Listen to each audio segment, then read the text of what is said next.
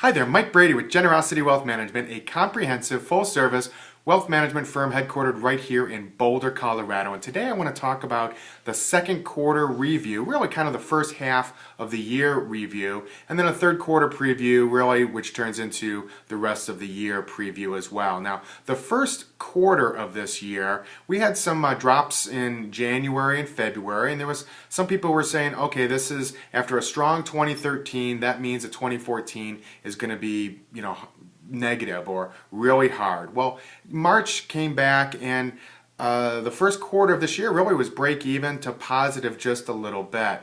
Now, when we go into April, May, and June, kind of the second quarter, it continued to be a very strong stock market. The unmanaged stock market index, the Dow Jones Industrial, which is the one that we hear about the most, is up about 1.5% for the year. But when we actually go to a broader basket of stocks, whether it's the S&P 500 or other indexes, you're really looking at the first half of this year being between 2% and maybe 8 or 9%, depending on what index you're looking at. These are for unmanaged stock market indexes. I'm going to throw up there on your screen a particular chart that shows what the S&P 500 has done over the last, 17 years or so. And you're going to see since 2009, the market has, without major interruption, gone straight up. So it's really been a very strong market, and one that I have to say, if we were talking in March of 2009 after seeing the fourth quarter of 2008, remember how 2008 was so difficult, who would have thought that things would have just skyrocketed ever since then? But yet that is exactly what has happened. It's a good lesson in humility that when everybody else is so certain that it's going to continue to go down, many times that's a buying opportunity. I want to throw another chart up on your screen, and you're going to see that the price to earnings ratio in general is a little bit more expensive than the average and where it was a year ago. That does not mean that it is ready to decline, but I'm just saying that it is not as quite the bargain that it was a year ago or even on average. When we look at the late 1990s, right before the big crash of 2000, 2001, 2002, many of the markets were in the PE ratios in the 20s, 28, 29, stuff like that, and the NASDAQ was off the charts, almost 100. So I do want to keep everything in perspective.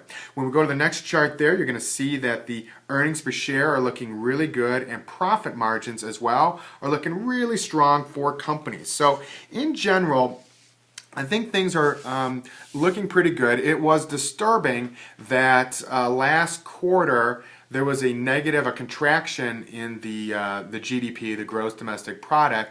I think that it's something that we have to really watch out for.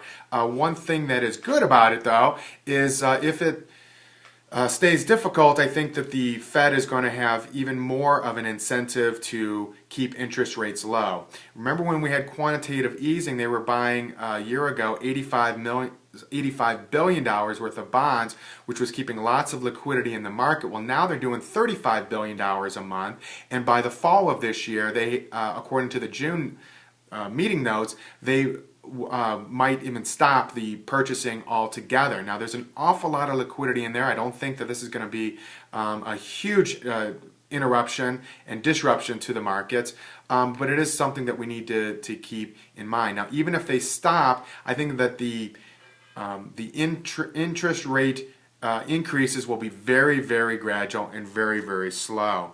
I'm going to throw another chart up on the graph. You're going to see that corporate cash is very high as an economy, and we're going to see on the next sheet there that it is normal for there to be declines throughout the year. So we've had already about a 6% decline in the markets. That was through January and February, which is actually about a normal, even actually on the low side of volatility. So, as we go forward, there might be some more volatility. Let's hope that there's not. But so far, the year is looking really nice. Now, I'm going to throw this next chart up on the graph, and that's going to show you since 1900. So that's 114 years, of course. And you can see that there's been a breakout. It has a tendency to have these consolidating periods and then some advances. Of course, there was in the 1930s there was a decline, a huge multiple year decline. But there's these, when we do these trend lines, you're going to see that there is periods of consolidation and then a breakout. In my opinion, I think that I'm very bullish on the market, on the United States, and I think that this is something that's going to be more long lasting. But that being said, we don't live in just a stock world. There are other asset classes as well. So let's go to the next graph, and you're going to see that apartment real estate, as in particular, is what I'm talking about. Apartment vacancies is that bottom line here. That's a good thing. You want vacancies to be really, really low. And so when you can see that office vacancies have increased a little bit through 2009 and 2010, but have been coming down since then. You've got retail, industrial, and apartment. And apartment is looking the best from a real estate point of view. From at least a vacancy point of view. Of course, you got to get them at really good pricing and things of that nature. We're going to go on to fixed income, which are bonds. We're in a low yielding environment, and so there's a lot of chasing of yield. So people are trying to get a higher and higher number. And so right now, just to show you, you can get the 2-year Treasury is only 0.5%, all the way out to a 30-year. So far is year to date is yielding 3.34%. But if you had bought it, it was so depressed last year that it actually has increased in value this year into the double digits. So frankly, last year's big dog, kind of the worst performing sector, is this year's performance. That's what best performer, and that's the reason why you want to have, put my hands up here, stocks and bonds. You want to mix them all together, and in a perfect world you have sometimes the stocks pull up the bonds, sometimes the bonds pull up the stock. Here we've got both of them going up together, which is actually really good. Believe it or not, the bonds are pulling up. If you have a high bond allocation, they're actually pulling up the stock portion of your portfolio so far this year, whereas last year it dropped it down, which is kind of interesting. From a global market point of view, I'm going to throw a chart on there. The important thing to know about this chart is in comparison to historical averages, much of the developed world is expensive from a market point of view. Of course, we just went through the price to earnings ratio for the US, and that I already showed you was a little bit higher than the average. Well, many of the developed countries are the same way. Now, when we go on to the emerging markets, which is this next sheet there, you're going to see that there's some real bargains there with Russia and China, but of course we have political instability there. And then political instability, as in, the markets have been, in my opinion, how much can you trust it?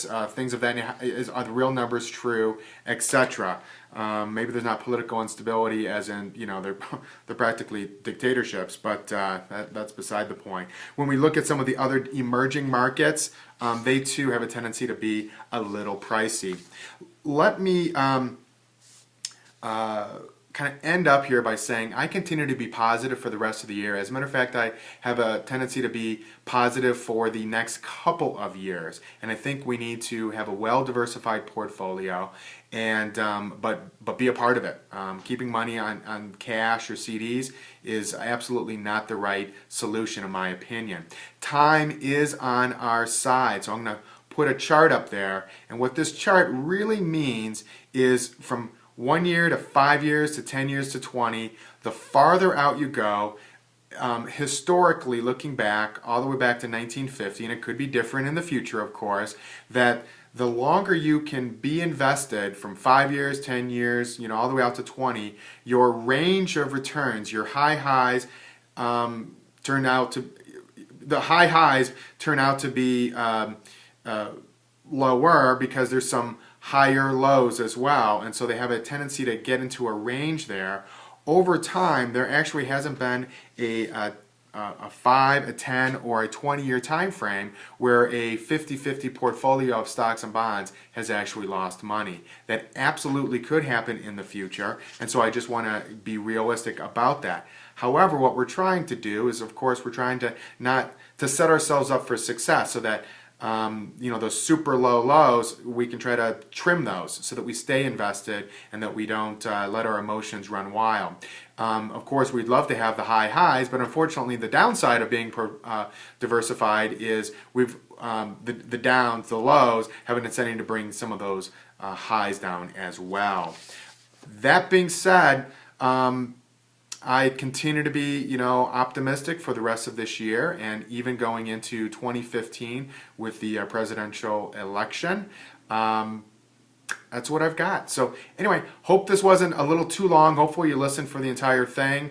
My name is Mike Brady, Generosity Wealth Management. Give me a call if I can help in any way. 303-747-6455. Thanks. Bye-bye.